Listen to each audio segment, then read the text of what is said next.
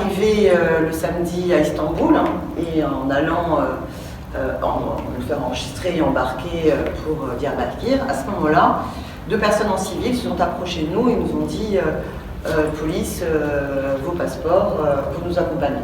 L'entretien ensuite s'est stoppé par une conclusion claire et nette qui était de dire, qui nous a été formulée ainsi, vous dormirez dans la pièce d'à côté sur les tatamis, on vous apportera un repas et vous reprendrez l'avion pour Paris dès demain à 8 h. Et dorénavant, vous aurez une interdiction définitive à rentrer sur le territoire turc. Au bout d'un peu plus de 2 heures, il y a eu tout d'un coup un changement complet de situation. Donc nous n'avons pu arriver à Diyarbakir que le lendemain.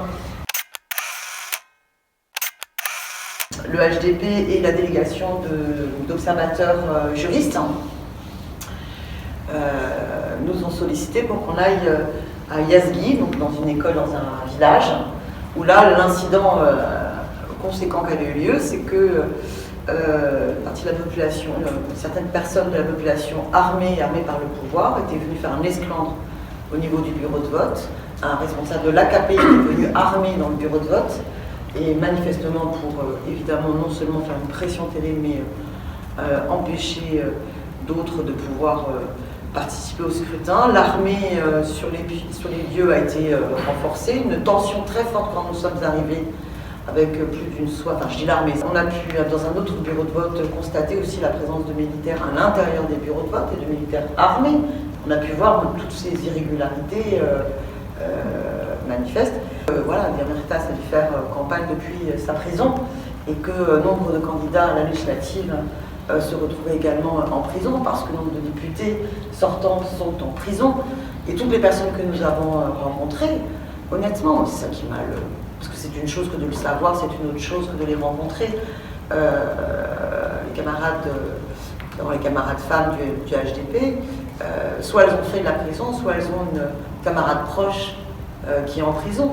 Et j'ai rencontré moi, le lendemain des élections le mouvement Keja, féministe, et qui expliquait que dans la seule région autour de Diyarbakir, sur ces 3 derniers mois, c'était 300 femmes qui avaient été arrêtées. Donc tout cela, c'est que malgré toute cette répression extrêmement forte, et je pense que c'est comme ça qu'il faut comprendre l'explosion festive du dimanche soir autour du local du HDP, alors que je pense tous savaient que la situation n'allait pas s'améliorer pour eux, bien au contraire.